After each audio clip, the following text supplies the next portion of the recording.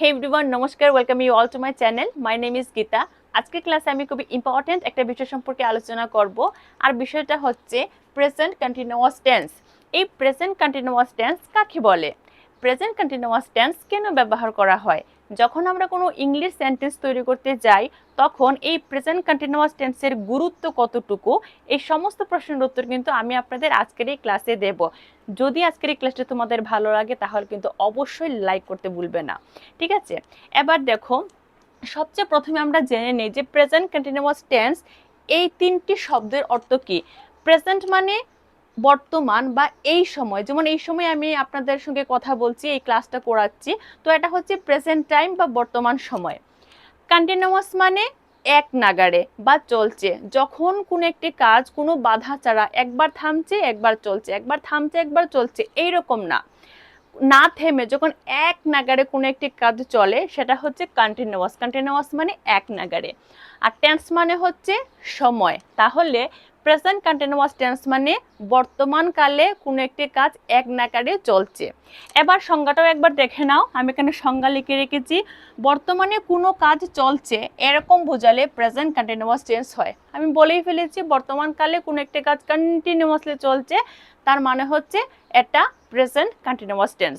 এবার present continuous tense আপনি খুব সহজে কিভাবে চিনবেন আমি ইংলিশে অবশ্যই বলে দেব, কিন্তু তার আগে যারা বেঙ্গলি মিডিয়ামের স্টুডেন্ট তাদেরকে বলবো, যখনই আমরা কোনো বাংলা বাক্যে কোনো ক্রিয়া বা ভার্ব, যখনই আমরা কোনো বাংলা বাক্যে ক্রিয়ার শেষের উচ্চারণ আমরা তেচি, তেচো, তেচে, তেছেন, ছ, ছি, ছে, ছেন এই ধরনের উচ্চারণ পাবো। যখন কোনো বাংলা বাক্যে ক্রিয়া শেষের উচ্চারণ তেচি, তেচো, তেচে, তেছেন, চৌ, চি, ছে, ছেন এই ধরনের উচ্চারণ আসবে, আমরা বুঝে নেব যে এই বাক্যটি কিন্তু প্রেজেন্ট কন্টিনিউয়াস টেন্সে আছে। যেরকম করে উদাহরণ দেখলে আমাদের কাছে বিষয়টা আরো সহজ বলে মনে হবে। যেমন আমি ভাত খাচ্ছি, ছি, দেখো ছি এর উচ্চারণ এসেছে, এখানে ছি এর উচ্চারণ, দেখো এখানে ছি এর উচ্চারণ, তো এখানে ছি এর উচ্চারণ দেখে কিন্তু আমরা বুঝে নিতে পারছি যে এই সেন্টেন্সটি কিন্তু আসলে প্রেজেন্ট কন্টিনিউয়াস টেন্সে আছে। তারপরে যেমন সে বাজারে যাচ্ছে, এখানে যাচ্ছে এর উচ্চারণ এসেছে, দেখো এখানেও ছে আছে, তো এখানে ছে এর উচ্চারণ থেকে বুঝতে পারছি কিন্তু সেন্টেন্সটি প্রেজেন্ট কন্টিনিউয়াস টেন্সে আছে। চলো এবার আমরা এই সমস্ত বাংলা বাক্যগুলিকে ইংলিশে ট্রান্সলেট করব, কিন্তু ট্রান্সলেট করার আগে আমাদেরকে জানতে হবে যে এগুলো আমরা কিভাবে ট্রান্সলেট করব। তাহলে আমাদের গঠন বা স্ট্রাকচার সম্পর্কেও জানতে হবে। প্রেজেন্ট কন্টিনিউয়াস টেন্সে আমরা যখনই কোনো বাক্য ইংলিশে ট্রান্সলেট করব তখন সবচেয়ে প্রথমে আমরা সাবজেক্ট বসাবো, তারপরে আমরা হেল্পিং ভার্ব বা সাহায্যকারী ক্রিয়া হিসাবে কিন্তু আমরা এম, ইজ অথবা আর বসাবো, এবং সেন্টেন্সে আমাদের যে মেইন ভার্বটা থাকবে সেই মেইন ভার্বের সঙ্গে আইএনজি বসাবো, এবং তারপরে অবজেক্ট থাকলে অবজেক্ট। এবার প্রশ্ন হচ্ছে যে আমরা এম, ইজ কিংবা আর কার সঙ্গে ব্যবহার করব বা কোন কোন সাবজেক্টের সঙ্গে ব্যবহার করব।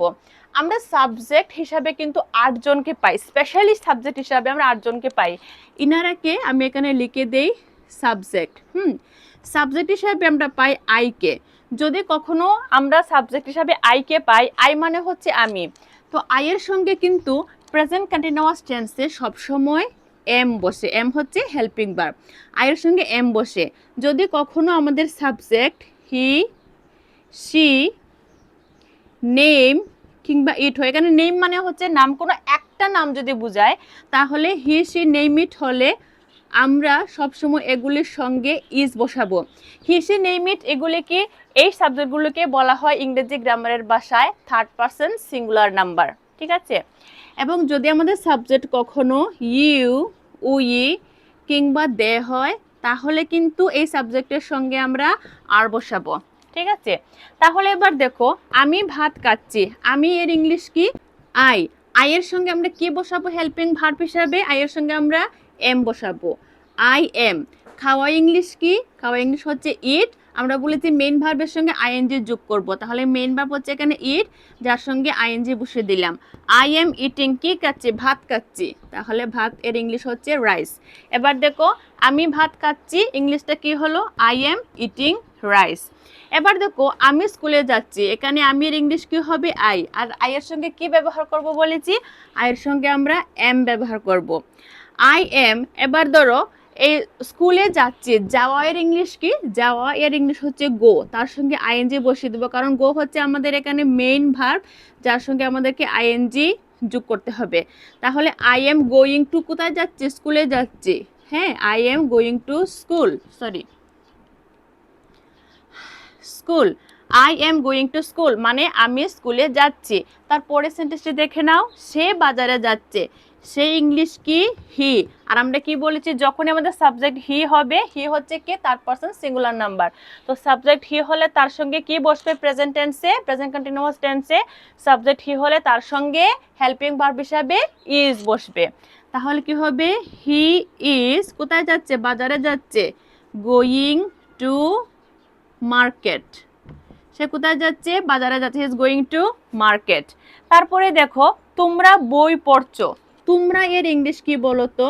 তুমি এর ইংলিশ হচ্ছে ইউ। তোমরা এর ইংলিশও কিন্তু ইউ। আমরা বাংলাতে তুমি বলি, তোমরা বলি কিংবা আপনি বলি, বাট ইংলিশে একটাই শব্দ আছে তুমি, তোমরা, আপনি, আপনারা। তার জন্য ইংলিশে একটাই ওয়ার্ড আছে, সেটা হচ্ছে ইউ। তাহলে ইউ এর সঙ্গে আমরা হেল্পিং ভার্ব হিসেবে কি বসাবো বলেছিলাম? আর বসাবো বলেছিলাম। তোমরা বই পড়ছো, কি হবে? You are reading book. তোমরা বই পড়ছো, ইউ আর রিডিং বুক। এখানে রিড মেইন ভার্ব, এই জন্য আমরা মেইন ভার্বের সঙ্গে আইএনজি যোগ করেছি। তোমরা বই পড়ছো, ইউ আর রিডিং বুক। আজ রাতে আমি ত্রিপুরা যাচ্ছি। আজ রাতে আমি ত্রিপুরা যাচ্ছি, কি হবে? I am going to Tripura. কবে যাচ্ছি? আজ রাতে, কি হবে? Tonight, two night.